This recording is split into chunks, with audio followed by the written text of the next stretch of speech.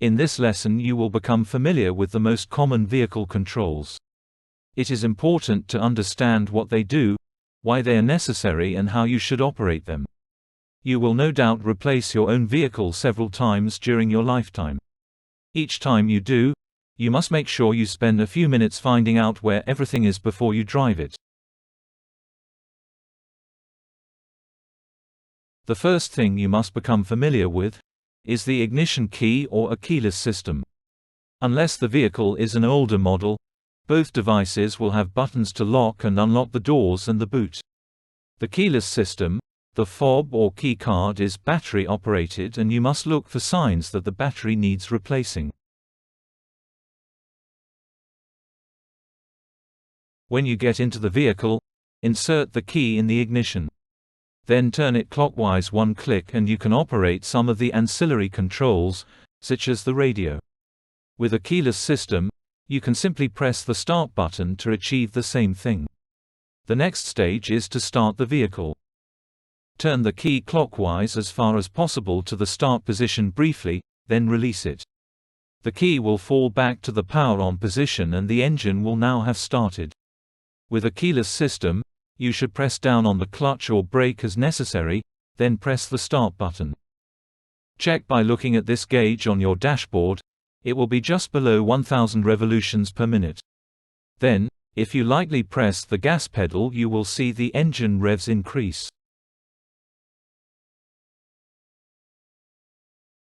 You will have 2 or 3 pedals on the floor. Do you know what each one does? Look at them one by one and we will find out what you already know. What is the pedal on the right and what 2 things does it do? If you said it's the gas pedal and you use it to speed up and slow down, well done. As you use it, think of 2 words, on and off. To speed up, you go on the gas. When you slow down, you come off it. What is the next pedal on the left, and what 2 things does it do? If you said the brake and it makes the car slow down and stop, you are right. We covered progressive braking in an earlier lesson. As a quick reminder, imagine stopping 6 meters before the line. As you reach that point, ease off and brake gently. Why do you use the right foot for both the gas and brake pedals? Quite simply, one makes you go, the other makes you slow. If you use your right foot for both, you will not press them both at the same time.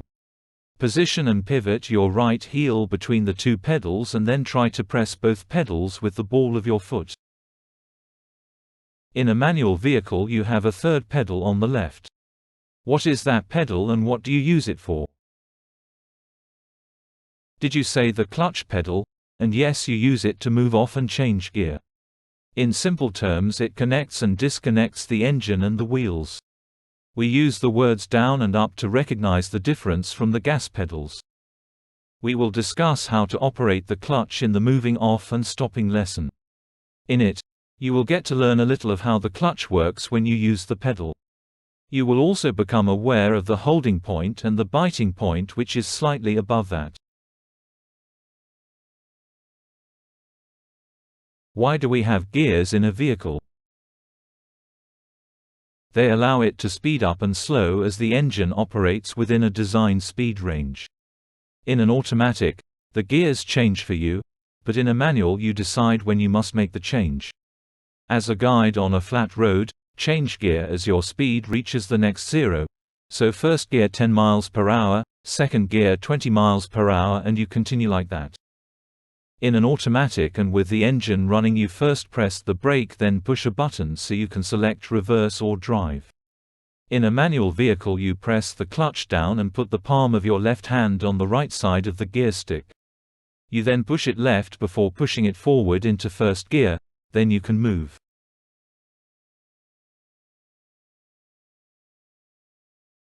The handbrake may be a traditional or an electronic one. It secures the vehicle when it is stationary, and it only operates on the rear wheels. To release a traditional handbrake, you first pull it up, press the button and then push it down. An electronic one can be released by pressing the button or by pressing the gas pedal lightly.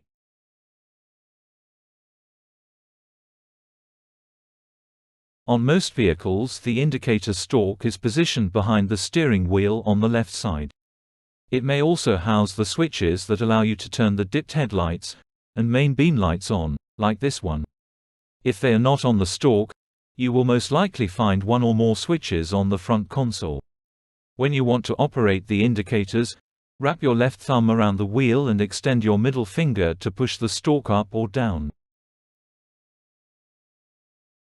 When you twist the end one click forwards, you may just switch the lights to auto. In this case, your lights only come on when you enter a tunnel or at night or in low visibility. If there is no auto facility, you are switching on the front side lights, your rear tail lights and your rear number plate lights. When you do this, a green light appears on your dashboard. The final click turns your headlights on to the dipped position. If you pull the stalk towards the wheel, you will flash the lights. You should only use them if you feel another road user has not seen you. Push the stalk away from the wheel and your lights will be on main beam. When you do that, you will see a blue light on your dashboard. The green light may stay on or go off. When should you switch your lights to main beam? And when would you need to switch them off? Like the indicators, you will find the windscreen wiper stalk is positioned behind the wheel, but on the right side. It will also contain the switches that allow you to vary the speed of the wiper blades and wash the windscreen. With an extended finger, you push the stalk up or down to operate them. One click is for intermittent for when there is light rain or snow. The next position makes them operate slowly, and the third is fast for when you are caught in heavy rain. On some stalks you can press it in the opposite direction to operate the wipers just once. When you pull the stalk towards the steering wheel, the washer pump throws water onto the screen and operates the wipers several times. If you have a rear wiper blade, push the stalk away from the wheel and this will wash the rear windscreen. Some rear wipers only operate intermittently. Why must you always have water in your windscreen wash bottle? Think about the law.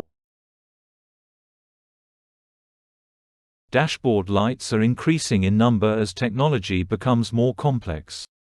If you want to know what they mean, it is important you read your vehicle manual. This slide covers the most common lights. Note the primary colors, in order of priority: red, amber or yellow, and green. Spend a few minutes to study each of them. If you are not sure what they mean, do some research on the internet. See how many of these symbols you can identify. Write them down and then check them with the answers at the end of this presentation.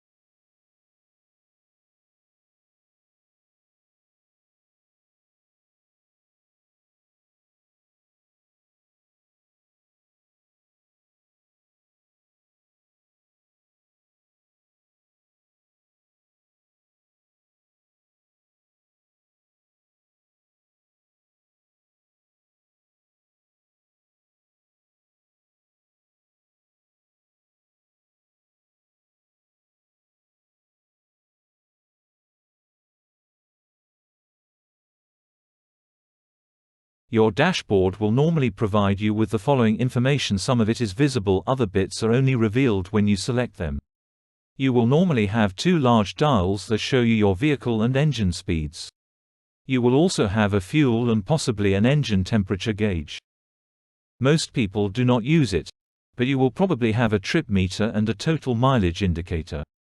Based on the specification of the vehicle, it may also have features such as fuel range, consumption, MPG, and you may get a reminder that your service is due.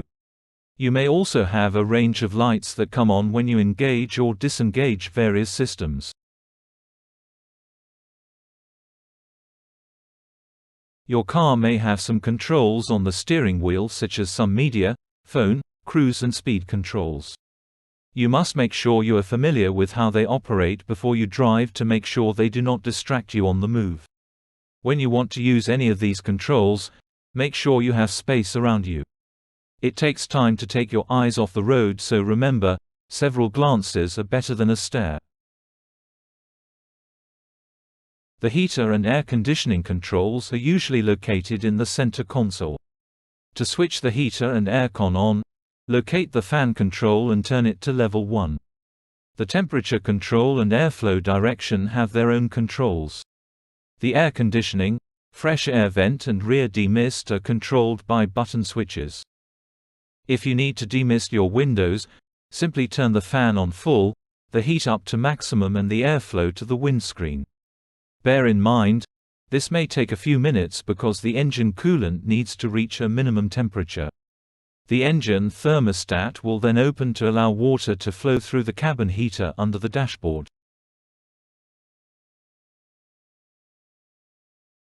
Similar to the bonnet release catch inside the car, you may find there are catches to open the boot and the petrol cap panel. They are normally located on the floor to the right of the driver's seat or just above your right knee.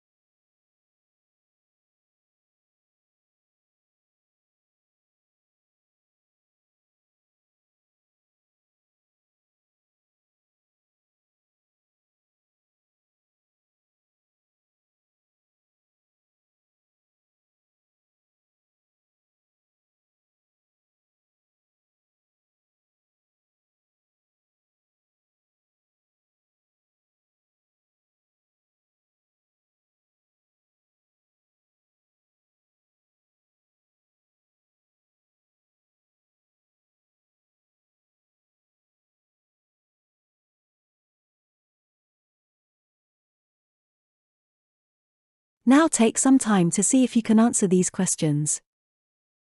If you can write them down, that may help. No need to worry though, as you will go over them quite a few times in other lessons.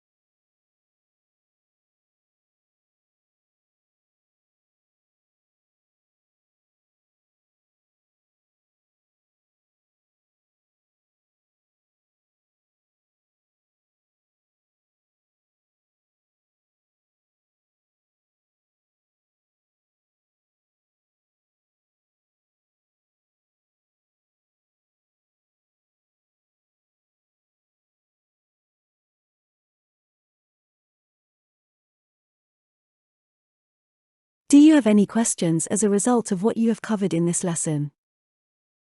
If you do, look to see if the answers are in our forum. If not, message us and we will get one of our experts to respond to you personally.